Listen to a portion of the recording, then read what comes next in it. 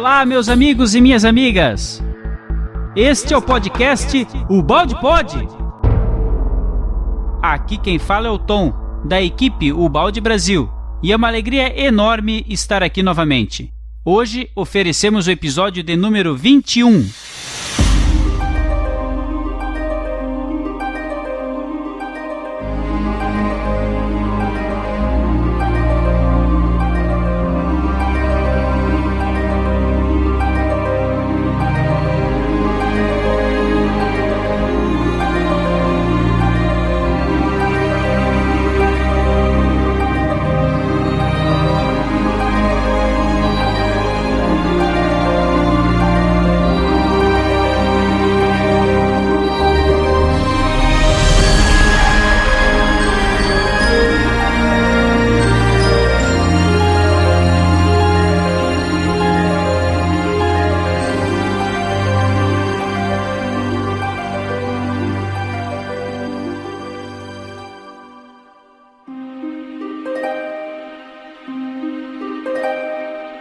Este é mais um podcast do Portal Pensar, e hoje faremos o estudo do capítulo número 21, intitulado O Evangelho e o Mundo, da obra A Lei de Deus, do professor Pietro Baldi.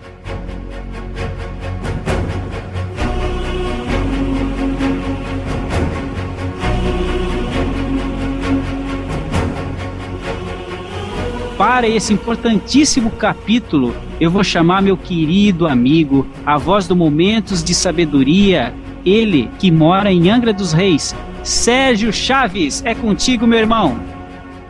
Olá, amigos ouvintes do Balde Pod. Muito feliz de novamente estarmos juntos para esse estudo. Agora eu passo a bola para minha amiga Elemara, de Poa, Rio Grande do Sul. É contigo, Ele. Olá, amigos do Balde Pod. Um prazer mais uma vez estarmos aqui junto de vocês estudando esta obra maravilhosa. E eu chamo para vocês aqui o Rafael, o nosso menino de Niterói. Ouvintes amigos, é com muita alegria que novamente estamos aqui reunidos para gravar esse capítulo fantástico, maravilhoso. E para isso eu chamo a voz lá de Goiás. Chamo meu amigo Márcio Araújo de Acreúna, um grande estudioso, palestrante. Olá, meus irmãos, olá pessoal que ouve atentamente o Balde Pod. Que alegria estarmos reunidos mais uma vez aqui entre irmãos para a gente estudar essa obra maravilhosa do professor. E eu volto para o Rio Grande do Sul, para Porto Alegre, com a nossa querida irmã Gi. Fala aí, Gi! Olá, meus amigos, muito boa noite. É um prazer enorme estar aqui de novo. E eu vou chamar o Neto, lá em Paperoá, na Paraíba. Fala aí, Neto. Olá, pessoal, ouvintes do Balde Pod. É um prazer novamente estar aqui na gravação desse episódio. Eu gostaria que vocês comentassem no Facebook, no nosso portal, se gostam das músicas de fundo, das capinhas. Vamos interagir aí junto conosco, dando esse retorno para que a gente possa cada vez fazer o melhor para vocês aí. Muito obrigado.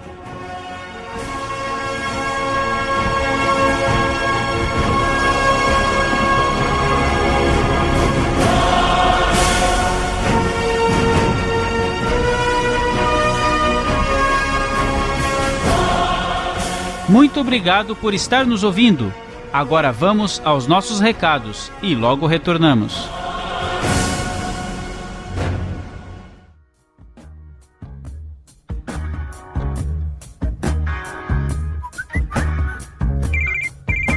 Olá, amigos do Portal Pensar, aqui é o Neto, e hoje na nossa leitura de e-mails temos um recadinho do Antônio Carlos, que nos escreveu assim: gostaria de agradecer a Elemara Macedo pela indicação do livro de Ubaldi, A Lei de Deus. Estou ouvindo os podcasts e posteriormente fazendo a leitura dos textos. Está sendo gratificante e importante para mim. Muito obrigado, Antônio Carlos. Realmente a leitura da Lei de Deus nos deixa muito gratificados, né? Você vai cada vez mais ficar surpreendido pelos conhecimentos do Pietro Baldi. Continue aí nos acompanhando e muito obrigado pelo recadinho. Também recebemos um recado da Maria de Almeida Holanda, falando que está gostando muito de acompanhar esses novos ensinamentos. Desejo aí um grande abraço para ela. Também temos um recado do Leandro Melo Ramos, que comentou sobre o Balde 15 lá no YouTube, nos parabenizando pelo trabalho. Grande abraço aí ao Leandro de Melo. Temos também o recado do Wilson Roberto da Silva, de Osasco, São Paulo, que entrou em contato pelo nosso WhatsApp e disse que é um seguidor do nosso portal e que gostaria de interagir através desse canal. Se sinta à vontade, Wilson Roberto, para interagir conosco. Sempre que possível, responderemos as suas mensagens. Queremos também mandar um abraço para o Francinado Silva, lá da Casa Espírita lá de Maria, na cidade de Serra Branca, aqui na Paraíba. Meu vizinho aqui da cidade de Itaperuá. Ele é nosso ouvinte, sempre interage aqui comigo. E lá na Casa Espírita Lar de Maria, eles fazem um belo trabalho de corrente magnética e também o trabalho da campanha da Fraternidade Alto de Souza, né? Então, um grande abraço aí, Francinaldo. Continue sempre acompanhando os nossos podcasts. E também vai um abraço para o José Delzio de Albuquerque, de Recife, Pernambuco. Também que é o nosso ouvinte, né? E sempre interage aqui junto comigo. Então, um grande abraço aí, Delzio. Deus te abençoe. Agora eu quero convidar o Tom, também quer mandar aí um alô para os amigos que curtem a nossa página e compartilham nossas publicações no Facebook. E aí, Tom, para quem vai o teu abraço hoje? Olá, amigos que curtem a nossa página O Balde Brasil no Facebook. Quero mandar um abraço especial hoje para Teófana Guedes, Donizete Vasconcelos, José Carlos Santana, Sheila Bragança, Cláudio Picásio, João Carlos Silva, Tânia Mara Campos, José Carlos Oliveira, Aníbal Uchoa e Renato Rui. Um grande abraço a todos que não foram citados, mas que diariamente vêm compartilhando e curtindo o nosso conteúdo na nossa página O Balde Brasil. É isso aí, pessoal. Seguiremos para o nosso episódio que está imperdível hoje. Um grande abraço.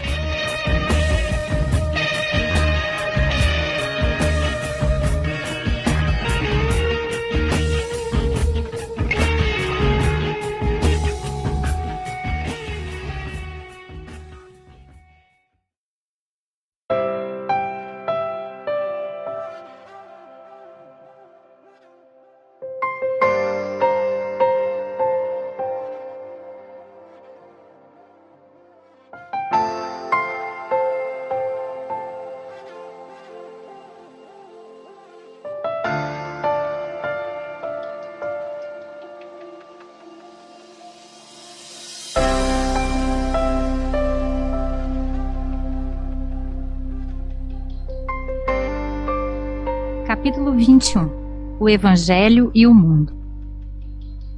Não resistência ao mal não quer dizer anulação da justiça. Renunciar à vingança.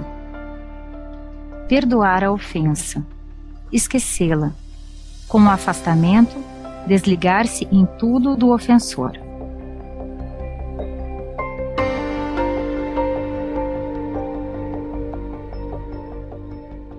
O que temos dito até agora explica e justifica o método da não resistência pregado pelo Evangelho. Agora chegamos a compreender o seu significado, seus objetivos, a razão de sua existência. Trata-se do método de vida mais adiantado e perfeito que existe. Trata-se do sistema dos que pertencem a um plano de existência superior. Trata-se, como num trabalho de introspecção, de colocar-se perante Deus, examinando nossa consciência, para ver o que de verdade merecemos. O homem é livre para escolher entre os dois métodos o que prefere, mas não é livre para deixar de aceitar as consequências de sua escolha. Primeiro, o método revela o grau de evolução atingido. Segundo, o método do mundo, que é o da luta pela seleção do mais forte, está adaptado para desenvolver só a inteligência do tipo biológico egocêntrico, separatista, que vive no plano animal, inteligência de curto alcance, sujeita a todas as ilusões sensórias e psicológicas do ser primitivo, que ignora a verdadeira natureza da vida e a estrutura do universo. Terceiro, o método do Evangelho, que é o da não resistência, está adaptado para desenvolver a inteligência do tipo altruísta, unitário, que superou o plano animal e vive na fase da colaboração fraternal dos grandes organismos sociais, nos quais a luta foi banida por ser contraproducente. Inteligência de longo alcance que chegou a compreender a realidade, além do jogo das ilusões, e pode, por isso, orientar com conhecimento o homem na sua conduta. Quarto, o método do Evangelho é o único que resolve a luta, o que não sucede com o método do mundo, porque este só gera uma série de ações e reações sem fim. O mundo não pode deixar de aceitar as consequências do método que ele mesmo pratica, que neste caso significa guerra contínua. Esta, parecendo uma triste condenação, está implícita no sistema hoje vigorante. Não é senão uma consequência inevitável da evoluída psicologia do homem e da sua respectiva conduta, devido ao seu nível de evolução.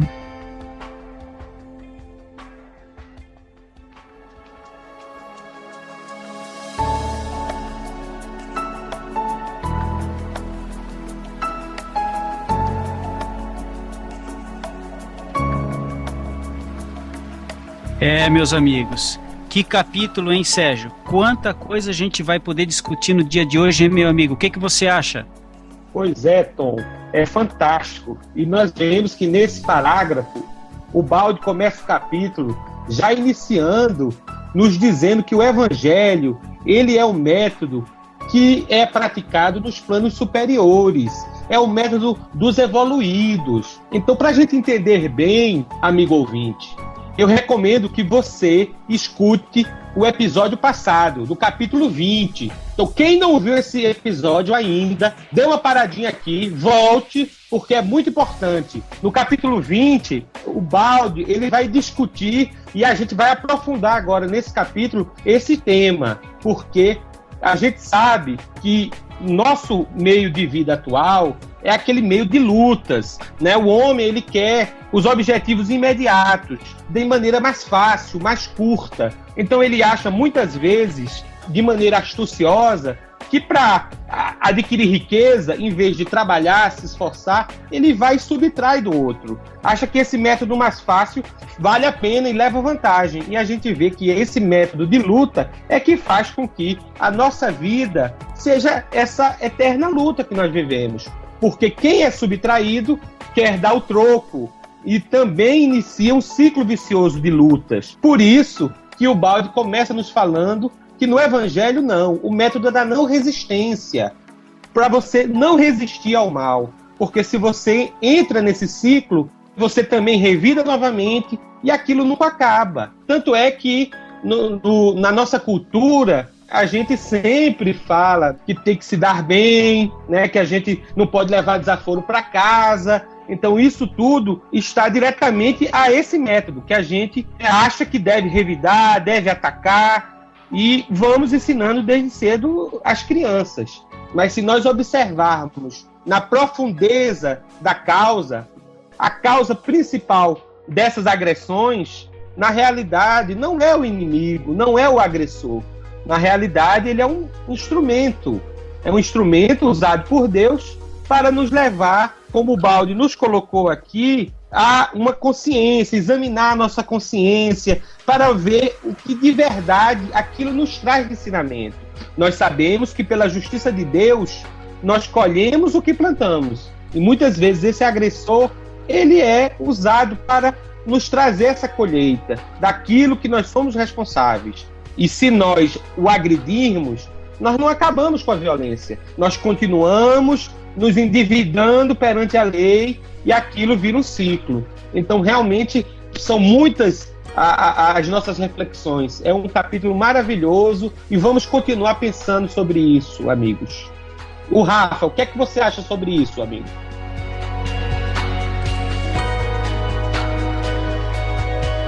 Ô Sérgio, só para começar, uma reflexão bem rápida.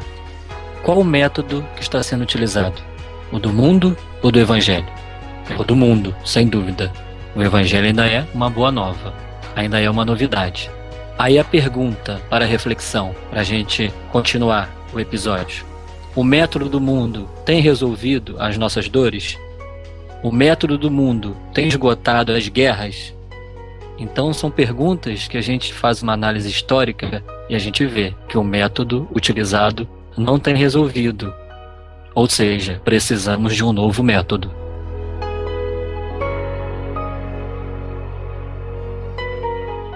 Muito bom, Rafael. O que me chama a atenção é que o professor ele fala que nós temos um tipo biológico egocêntrico e que esse tipo biológico que nós temos, ele nos possibilita uma inteligência de curto alcance, que impressiona apenas nossos sentidos, que nos possibilita ilusões.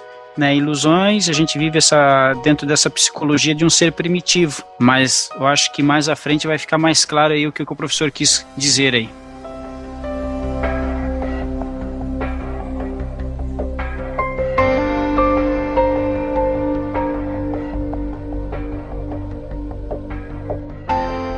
Cristo, com o seu exemplo, realizou na prática o método da não resistência, que constitui a condenação mais completa ao sistema humano, de ataque e de defesa.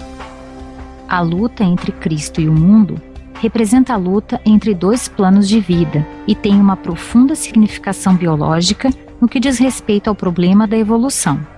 O Evangelho não tem só um sentido moral e religioso, mas também biológico e social, que a ciência um dia terá de compreender.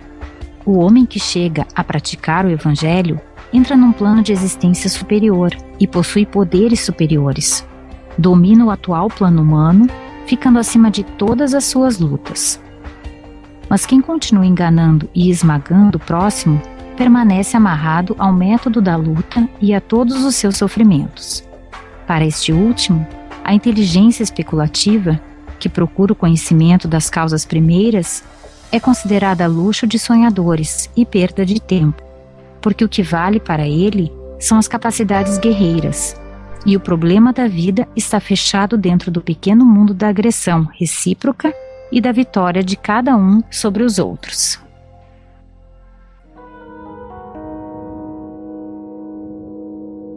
Então está aí, amigos, como é que nós vamos obter uma inteligência de longo alcance?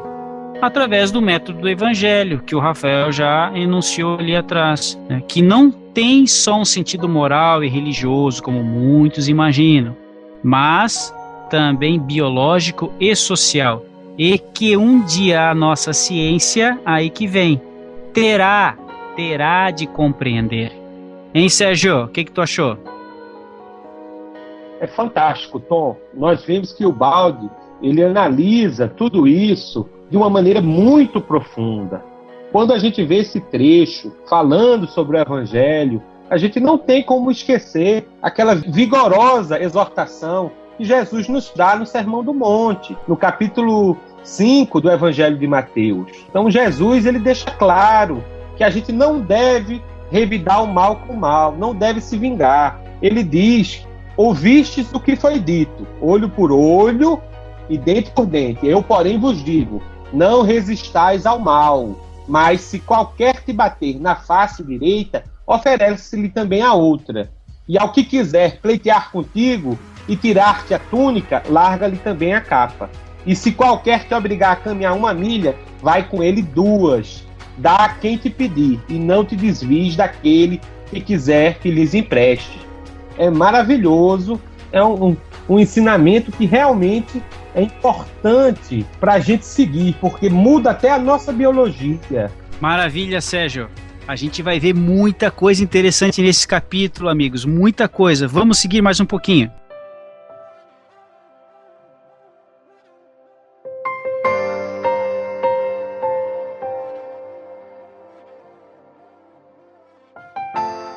O erro do mundo consiste em ignorar a presença da lei, não levando em conta um fato tão importante.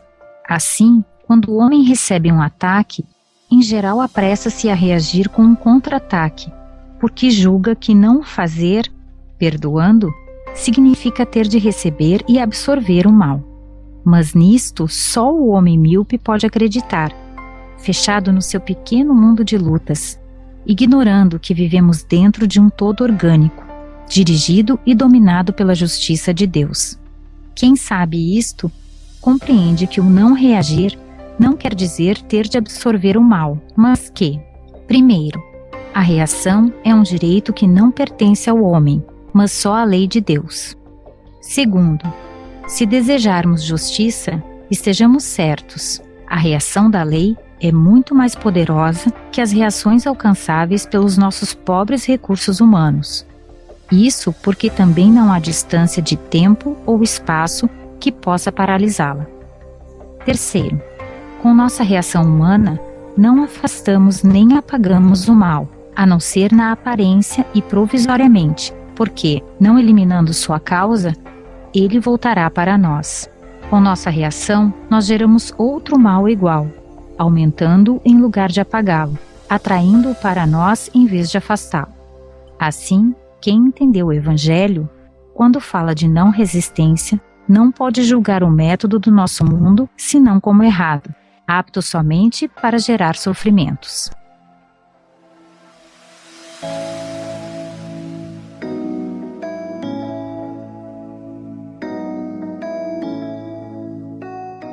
Muito bem, amigos.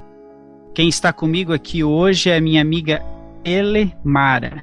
Eu quero, Elemara, que você feche os olhos agora e você está entrando num todo orgânico. Dentro deste todo orgânico, Ele, você tem 3 mandamentos que você vai ter que seguir de agora para frente. Preste atenção. O primeiro, a reação é um direito que só pertence à lei de Deus. O segundo, não existe distância de tempo e de espaço que possa paralisar esta justiça. E o terceiro, o mal pode ser apagado pela reação humana, apenas provisória e aparentemente. E aí, Ellen, o que você acha deste todo orgânico? É bem difícil fazer parte dele, né, Tom? Eu acho.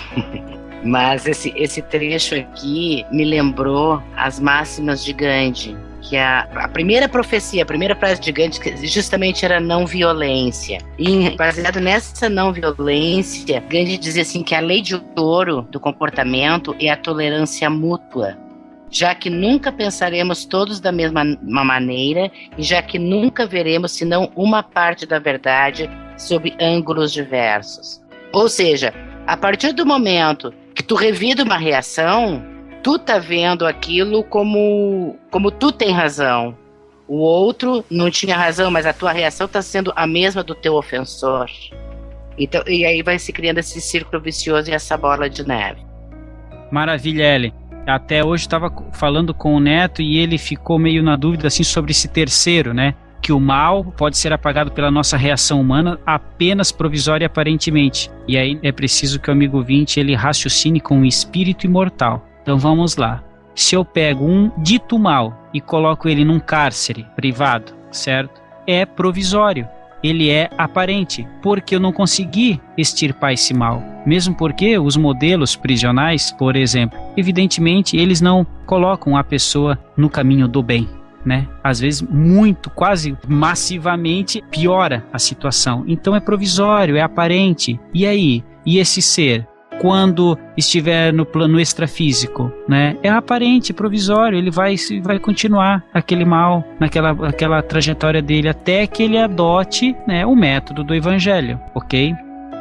Não, maravilha, Tom. Maravilha, é isso mesmo. Se a gente partir do pressuposto que nós somos espíritos imortais, nós vamos estar sempre reencontrando com aqueles nossos desafetos. E nós necessitamos nos harmonizar com eles também. Então, por isso que o Baldi prega realmente o perdão, o esquecimento do mal. E o principal, que é o que o homem evoluído, o homem da nossa época não vê. A justiça está na mão de Deus. É um direito de Deus e não pertence ao homem. Mas nós, evoluídos, ainda com aquela visão curta, nós achamos que nós é que temos que fazer justiça. Porque se nós não fizermos justiça, haverá impunidade. E isso não é verdade. Deus, ele é justo com todos. E se nós somos alvejados, há um motivo. E aquele que está nos alvejando, está nos dando uma dura lição, por sua vez, no seu tempo correto, também aprenderá. Não depende de nós. temos que ter essa fé em Deus e acreditar nessa justiça. Mas o homem imediatista não observa isso, não acredita e fica entrando numa teia de vinganças, né, e de colheitas amargas, querendo sempre um débito com a lei. Então, realmente é maravilhoso esses ensinamentos. O Sérgio citou ainda há pouco a questão do olho por olho, dente por dente, lá em Mateus 5. E é interessante lembrar que a mensagem de Jesus é a mensagem de um amor positivo, de um amor atuante. E no judaísmo antigo, o ódio, ele era proibido. Ele é proibido, o ódio no judaísmo. Só que não era prescrito o amor pelo inimigo. E só com Jesus veio essa ideia de amar o inimigo e de não resistir ao mal. É exatamente o que a gente está falando aqui. Porque o Baldi acabou de citar uma parte. Com nossa reação, geramos outro mal igual, aumentando em lugar de apagá-lo. Ou seja, quando a gente reage ao mal, como está no Evangelho citado, a gente aumenta o nosso débito. Olha que interessante. Mas quando a gente não reage e deixa que a lei haja, a gente quita o nosso débito. Então eu estou querendo dizer o seguinte, por que eu citei o antigo lá atrás, corroborando com o Sérgio? Porque as nossas decisões, as nossas escolhas, os nossos hábitos estão vinculados a séculos e séculos de educação, de pedagogia, de cultura. Então nós temos a tendência a reagir dessa forma, revidando. Mas agora, tomando conhecimento de que a gente aumenta o nosso débito com o revide, é o momento da gente fazer diferente. A Elemara citou, Gandhi libertou uma nação pela não resistência. Isso é a prova cabal de que a não resistência ela é o método melhor a ser utilizado.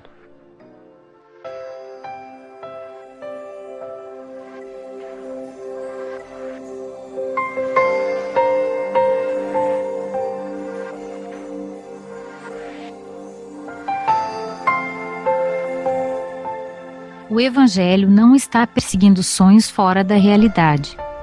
Pelo contrário, tem uma lógica bem raciocinada e positiva. Trata-se tão só de uma realidade diferente, que o homem, por não a compreender, julga errada, como coisa irrealizável. Se o Evangelho não nos impele contra o ofensor, antes nos leva para o perdão. Isto encontra sua plena justificação no fato de que a verdadeira causa que devemos combater não é o ofensor, mas nós mesmos, que, perante a lei, merecemos a ofensa. Se o objetivo tem de ser o de destruir o mal e não o de deslocá-lo de um lugar para outro, como faz o mundo, então é lógico e sábio o método do Evangelho, que não nos estimula contra a causa próxima e aparente que é o nosso inimigo, mas, convidando-nos a perdoar-lhe, a entregar tudo à justiça de Deus sem resistência, nos dirige, pelo contrário, para a verdadeira causa, que são nossos erros e defeitos. Só desse modo se pode acertar o alvo, que o mundo até agora não conseguiu. A prova está no fato de sempre destruir inimigos e ainda estar cheio deles. Então, que teremos de fazer se, na verdade, quisermos encaminhar-nos para um nível de vida superior? O homem comum entrega-se só à defesa que lhe podem garantir suas forças, porque não sente a presença de Deus e não acredita no domínio absoluto da sua lei de justiça. Ele acha, por isso, que se não realizar a justiça, ele próprio, com seus recursos, ela não será feita.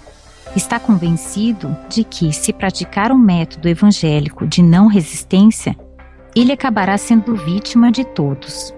O erro está no fato de acreditar que o direito de realizar a justiça seja função do ser humano e que, sem sua iniciativa, essa justiça não se cumpre. O homem pode intervir, realmente, não por si próprio, mas só para obedecer à lei, quando esta quiser utilizá-lo como instrumento de sua justiça. Mas, que esta dependa só do homem é absurdo, porque a lei é feita de ordem e equilíbrio, e a sua função fundamental é a justiça. Então, praticar o método da não resistência não quer dizer que justiça não seja feita em favor de quem a merece, apesar de o homem não se defender. Nem por isso o transgressor deixará de ter de pagar o que deve pela sua transgressão, porque caso contrário, não haveria justiça. Tudo o que se faz contra a ordem da lei tem de ser pago, porque só assim pode tudo ser reconduzido à sua ordem.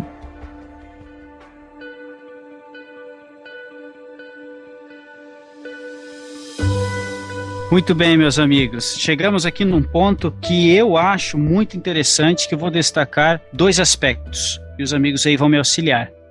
Primeiramente, o professor, ele coloca para nós uma questão interessantíssima de por que nós não nos reportamos a Deus inicialmente, não é? Somente porque nós não conseguimos sentir a presença dele, então nós acreditamos inicialmente na nossa própria lei. E então, que tipo de pessoas somos nós que acreditamos numa inteligência suprema com um potencial extremo que tudo pode, mas que no momento das agruras da vida nós não nos reportamos a Deus? Mas que interessante. Vejam mais adiante. A segunda questão. Quanto à obediência, novamente caímos nessa questão. Obediência. Obediência à lei. Baixemos nossa cabeça perante a lei de Deus, porque ela e somente ela tem a ordem e equilíbrio, coisa que nós, meus amigos, não temos. Nós não temos. É uma ordem aparente, é um equilíbrio aparente. Então veja esses 2 aspectos que o professor coloca, pensamos sobre ele e o Sérgio com certeza vai conseguir aí nos auxiliar nesse raciocínio. Sérgio? É muito interessante nesses parágrafos e me fez lembrar aquela música de John Lennon, quando o Baldi diz que às vezes as pessoas pensam que o evangelho é um sonho que você deve buscar, né? Então a gente vê John Lennon cantando, imagine se a gente não tem mais guerras, não tem mais países, né? Eu sou um sonhador, mas você pode sonhar comigo. Então, na realidade, se a gente tivesse essa certeza e essa convicção, não tivesse esse pensamento evoluído, isso seria a realidade. O evangelho é uma coisa positiva, é uma coisa que já está nos revelado há tantos anos e nós não aprendemos, porque confiamos, como você disse, mas em nós mesmos. Nós vemos o nosso querido apóstolo Paulo, na carta aos Romanos, ele nos dá esse exemplo. Então você vê, em Romanos 12, versículo 19, Paulo diz assim: não vos vingueis a vós mesmos, amados, mas dai lugar à ira, porque essa está escrito, minha é a vingança, eu recompensarei, diz o Senhor. Então quer dizer, quem tem e é responsável pela justiça é Deus, não somos nós. Nós não temos competência para resolver isso. Então, se a gente se vinga, a gente aumenta o mal. Se a gente quer acabar com o mal, se quisermos realmente viver num mundo de paz, de harmonia, e não ser apenas um sonho, uma utopia que está nas letras de músicas, nós temos que agir ativamente, perdoando, como já nos foi ensinado há tantos anos. Sérgio, perfeita a sua colocação. E eu venho procurar acrescentar, interessante, porque nós, infelizmente, reconhecemos que Deus é onipotente, onipresente, e tudo deriva dele. Mas, de quando em vez, movidos pela nossa ignorância, pela nossa evolução, havemos e tentamos fazer justiça pelas próprias mãos. Abre-se aspas. Justiça que nós não temos noção nenhuma do que é ser justo. A nossa justiça ela é tão falha que nós condenamos, nós julgamos, nós sentenciamos o nosso próximo, mas quando esse mesmo ato infracionário é cometido por um dos nossos mais próximos, dos nossos mais queridos, o nosso julgamento, a nossa dureza com os nossos irmãos muda. Aí nós começamos a ter 2 pesos e 2 medidas. E isso me arremete a João, capítulo 18, quando Jesus, naquele diálogo com o nosso irmão Pilatos, né, ele é indagado se Jesus era rei. E o Cristo nos afirma que não, que aqui não era o seu reino. Acho super interessante essa colocação. Jesus afirma, mas o meu reino não é agora deste mundo, porque essa justiça há que ser totalmente vivenciada por nós. Nós temos que vivenciar essa justiça, nós temos que ser verdadeiramente justos para com todos. Quando nós tivermos essa noção de justiça, aí nós vamos compreender que a reparação da lei, ela será feita por Deus, ou seja, será feita pela lei e não por nós.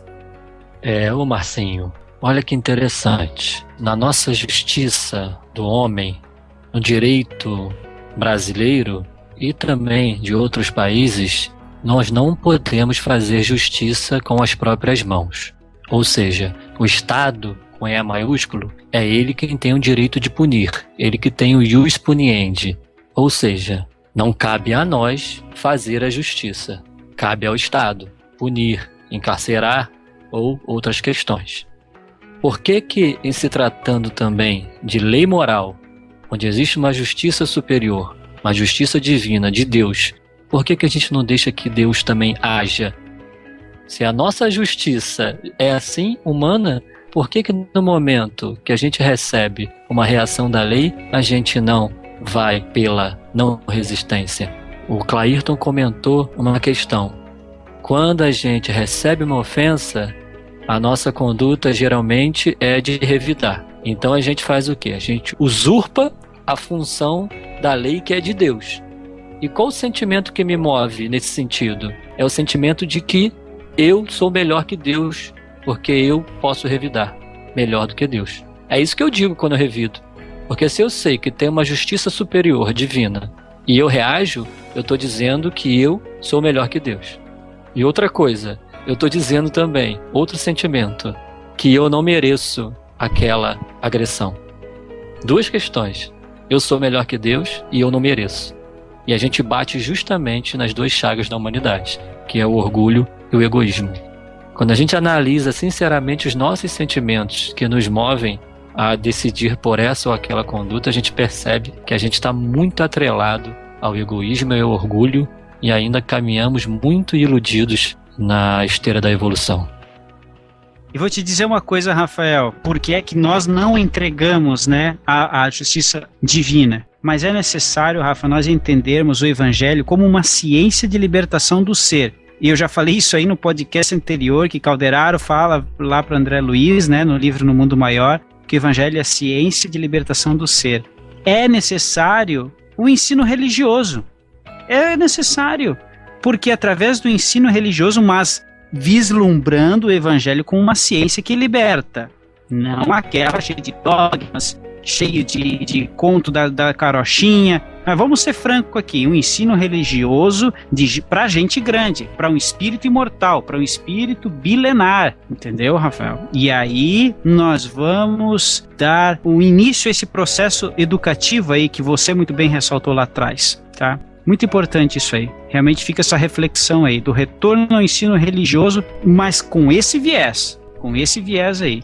Gente, nós vamos obter com essas crianças que estão chegando aí um grande ganho de fraternidade. Acreditem. Vamos em frente.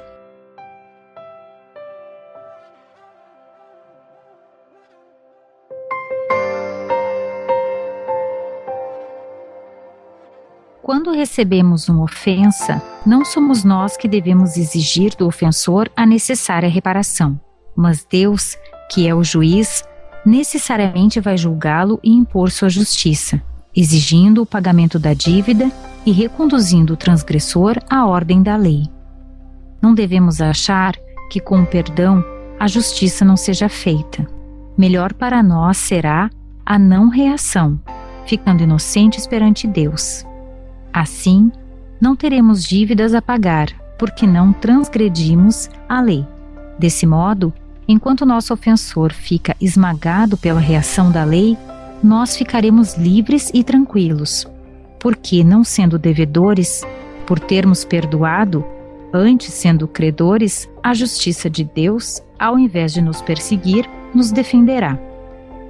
Eis o método do Evangelho, que nos leva à posição mais vantajosa, em contraposição ao método do mundo, É erro acreditar que a moral do Evangelho, com suas virtudes, esteja contra a vida.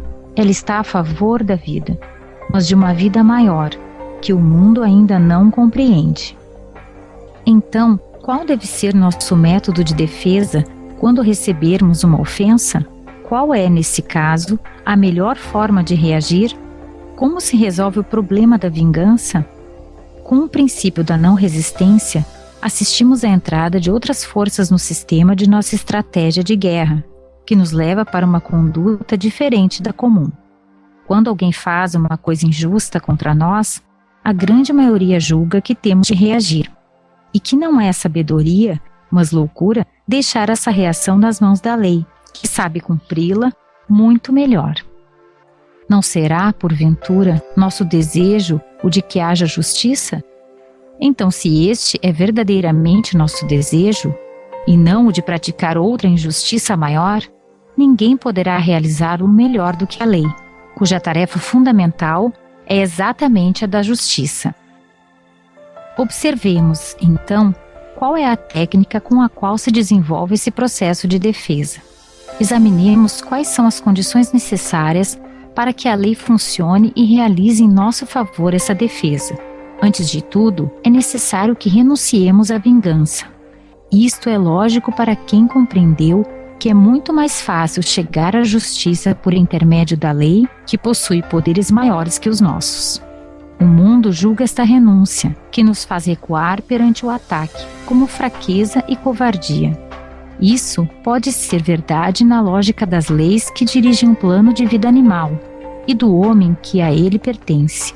Mas, para quem subiu a um plano mais alto, essa renúncia significa afastar o empecilho ou lançar por terra a parede representada pela nossa intervenção, que paralisaria o funcionamento da lei com relação a nós. Assim, a primeira coisa a fazer é renunciar à vingança.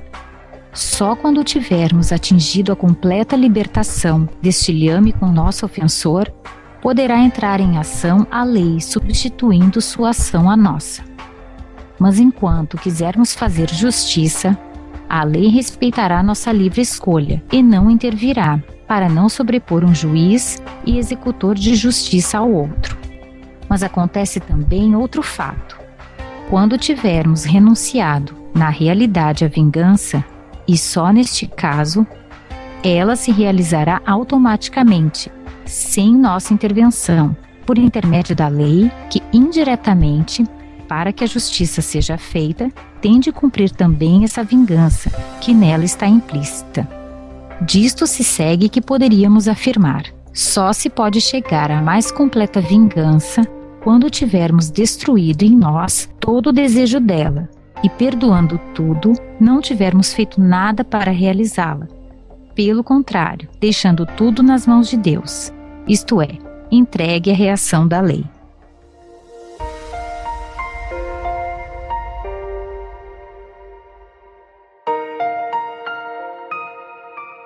Muito bem, amigos, chegamos aqui a uma parte que eu acho a mais sensacional maneira com que a lei de justiça se opera.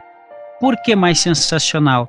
Porque ela não sobrepõe quando nós nos colocamos na posição de juiz e executor. Então, observe, quantas vezes o professor Pietro Baldi vai falar para renunciar à vingança? Observe, nesse parágrafo ele começou com renunciar à vingança. No anterior, lá no meio, renunciemos à vingança. E no próximo, atentem, ele vai começar novamente o parágrafo com renunciar à vingança. Isso eu acho sensacional. Sérgio, reparasse nisso também, meu querido amigo? Sim, amigo Tom. Na realidade, isso daí é realmente o ponto principal do Evangelho. É a não resistência, é você renunciar. Tanto é que, continuando a citar o apóstolo Paulo, ele deixa claro, numa das suas epístolas, quando ele diz que nós não devemos nos vingar. Veja que trecho interessantíssimo. Portanto, se teu inimigo tiver fome, dá-lhe de comer. Se tiver sede, dá-lhe de beber. porque fazendo isso, amontoarás brasas de fogo sobre a sua cabeça. Esse termo hebraico, essa expressão semítica, brasas de fogo, quer dizer que você vai modificar o seu inimigo. Na realidade, você causa um constrangimento, ajudando, que faz ele rever os seus valores. Então você acaba com a vingança do mal que ele lhe faz e você ainda faz ele mudar, né? Tanto é que ele termina o versículo dizendo assim: não te deixeis vencer do mal, mas vence o mal com o bem. Então veja que ensinamento profundo esse apóstolo querido nos deu, e o Baldi, mais uma vez, com a linguagem mais moderna para o mundo de hoje, nos traz essas reflexões. E também não posso deixar de citar, né, o pastor Martin Luther King Jr., um dos seus sermões. Ele também dá essa mesma lição, porque ele nos disse: você pode matar o mentiroso, mas não pode matar a mentira. Você pode matar um assassino, mas não pode matar o assassinato. Você pode destruir o seu inimigo, mas nunca poderá destruir a ofensa. A luz, só a luz pode destruir as trevas. Você não pode destruir as trevas com as trevas. Só a luz pode. Então é fantástico esses ensinamentos que a gente vê de vários pensadores, né? E o Baldi nos explica de maneira bem detalhada, bem mastigada. Então nós é que precisamos abrir os nossos ouvidos, ter ouvidos de ouvir, né? De entender e diminuir a dureza dos nossos corações, porque às vezes nós sabemos disso, mas não aceitamos. Nós queremos continuar com aqueles hábitos instintivos de milênios. Então faz aquela reação e a gente continua nessa rede de vingança. Então, realmente, amigos, vamos com o professor Baldi, com todas essas queridas mensagens, mudar nossa mente. Assim a gente muda o mundo. O que é que você acha disso, amigo Rafa?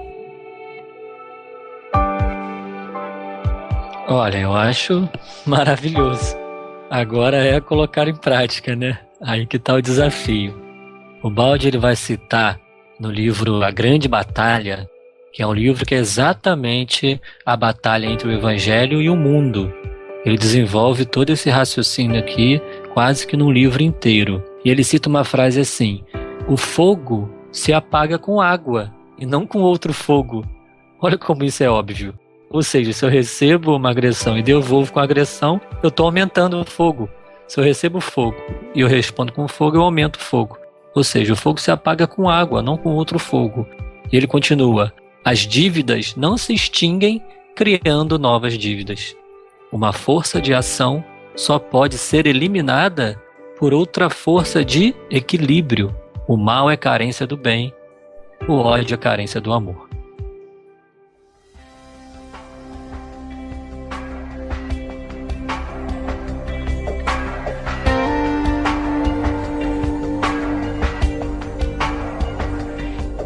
O primeiro passo, então, é renunciar à vingança.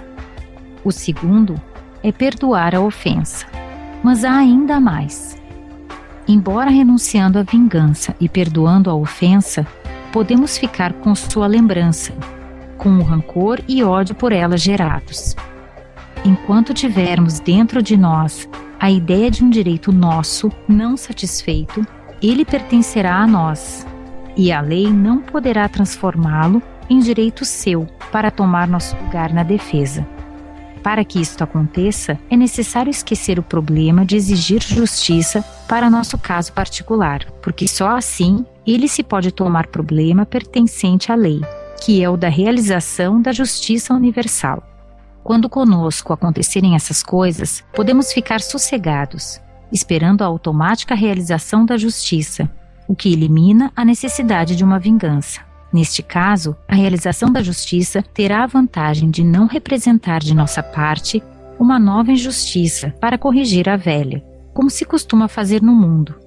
E assim, ela não aumentará nossa dívida, mas será só execução de justiça em nossa defesa, na qual o devedor terá de pagar, enquanto que, ao mesmo tempo, nos deixe inocentes de tudo isto, livres de culpas novas, que depois, por sua vez, teríamos de pagar.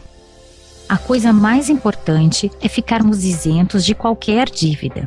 O segredo de nossa vitória não é o de possuirmos força, mas de estarmos limpos de qualquer mancha. Por isso, não devemos ficar ligados ao ofensor, que representa a injustiça, nem sequer por um pensamento de vingança. Quem apenas perdoa, não reage e não exige compensação, mas admite a ofensa e a dívida dos outros a seu respeito. Mas para que se desloque completamente de nós para a lei a função da realização da justiça, é necessário não conservar na própria mente nem a lembrança da ofensa, nem a do ofensor. Não significa isso que a experiência não tenha de ser aprendida, mas sim venha a completar-se no esquecimento definitivo, que é o único que resolve para que o caso não se repita e não continue numa cadeia de novas injustiças sem fim. É difícil sair dessa rede, uma vez que caímos nela. À força de injustiças, nunca será possível chegar à justiça, ao passo que, perdoando e esquecendo, se entregarmos tudo à lei, perante ela ficam de pé e terão de ser resolvidos em perfeita justiça o débito do ofensor e o crédito do ofendido. Perdoar não quer dizer que o primeiro não tenha mais de pagar e que o segundo não tenha de receber. É erro acreditar que o perdão seja para nós contraproducente. Ele representa vantagem, porque liberta quem perdoa de todas as más consequências, ao mesmo tempo que não apaga o débito do ofensor, o qual não tem de prestar contas a um homem, o ofendido, mas ao próprio Deus. Só assim se pode sair do plano da injustiça baseada na força, que é o plano do mundo, e entrar no da justiça, que é o de Deus, o que para o homem justo representa a melhor posição e vantagem.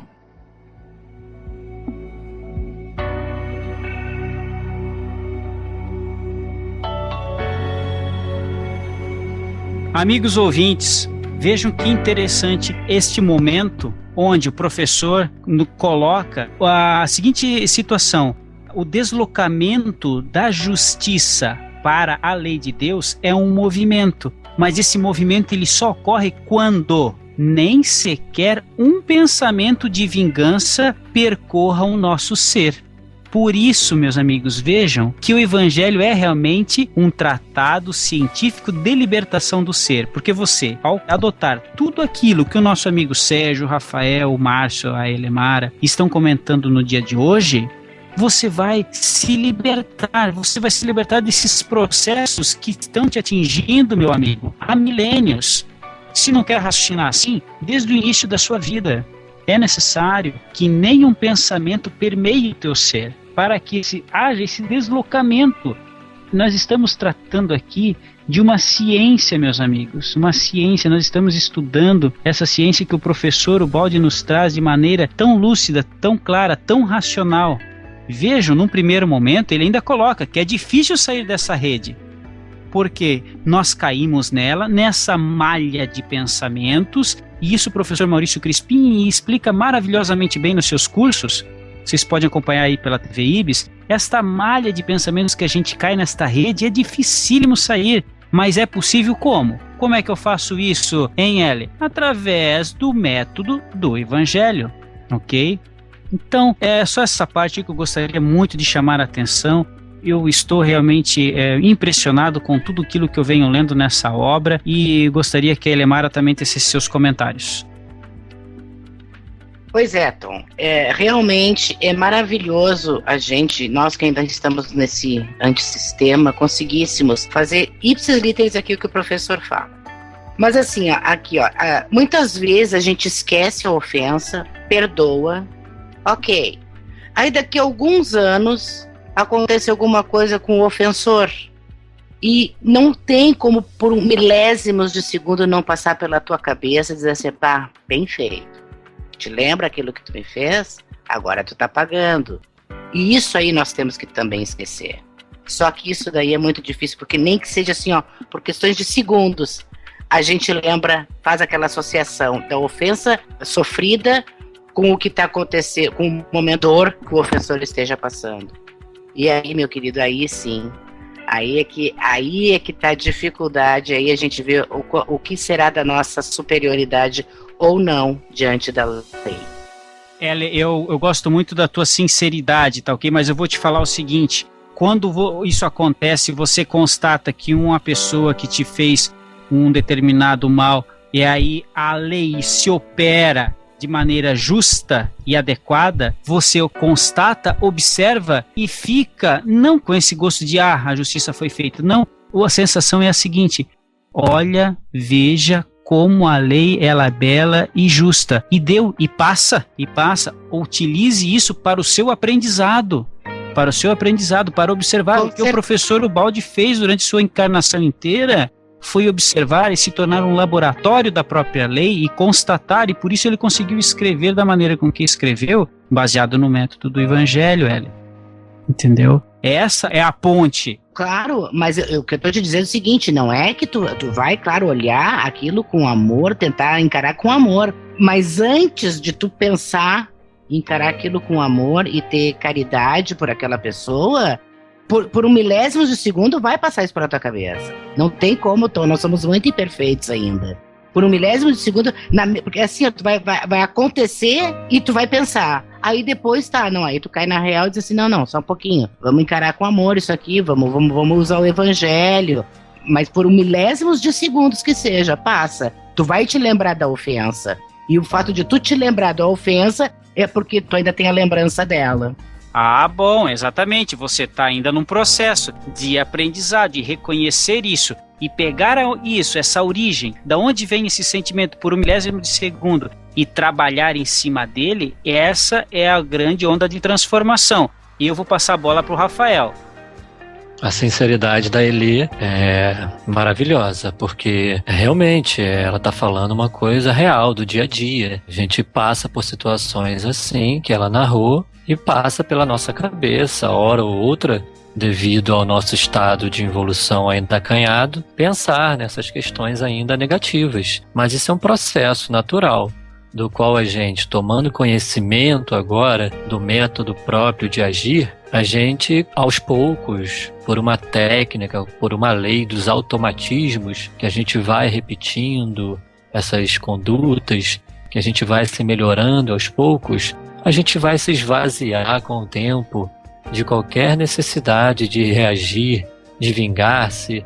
Sequer no futuro vai passar pela nossa cabeça isso de forma alguma. O Evangelho é uma caminhada para o futuro. Então, por enquanto, pode passar pela nossa cabeça isso. Mas no futuro não vai mais. Tudo tem seu tempo. A gente vai chegar lá, Eli. Vamos chegar juntos, de mão dadas. E se você chegar primeiro que eu, me puxa. Tá bom. Tá bom? Mas é um processo que a gente vai chegar lá. Tá ok. Márcio, nos ajude aí também um pouco mais, que você falou muito pouco hoje, meu querido. Então, eu estava ouvindo tudo isso e depois de estudar esse capítulo 21, a contínua e constante afirmação e recomendação do professor a renunciarmos à vingança, me veio à memória tomos 1 dos 4 evangelhos da Revelação de Rosten, quando ele nos afirma que dia virá em que nós iremos sim poder julgar o nosso próximo, que nós teremos essa oportunidade quando nós formos espíritos puros, como Jesus. E diante dessa oportunidade de julgar, nós como espíritos puros, nós iremos levantar a cabeça como Cristo e afirmarmos aos nossos irmãos que atirem a primeira pedra aquele que estiver livre de pecados, ou aqueles que estiver livre de qualquer infração à lei. E isso é maravilhoso, isso nos arremete à grandiosidade da lei, à grandiosidade do amor de Deus para conosco, e principalmente da aplicação desse evangelho, de colocar em prática, de vivenciarmos literalmente o evangelho no nosso dia a dia. Nós sentimos realmente uma dificuldade no início, que é muito grande, todos nós. Mas nós começamos a ser tocados por esse evangelho de amor, por essa não resistência, e já é o caminho, já é a retomada da nossa expansão de consciência.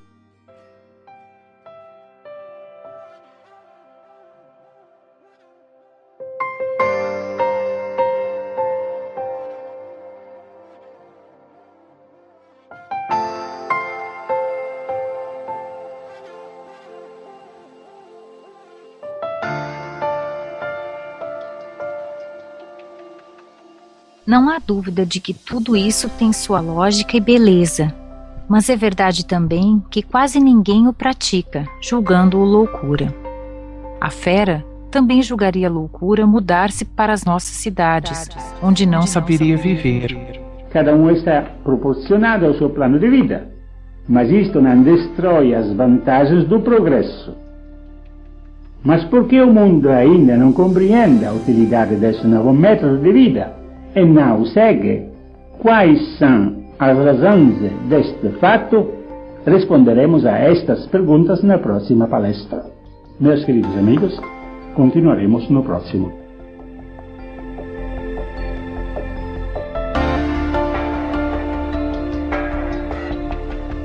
Muito bem, meus amigos que nos acompanham aí, chegamos ao final de mais um capítulo e fica aqui o convite do próprio professor Ubaldi para que nós possamos continuar compreendendo melhor no próximo capítulo.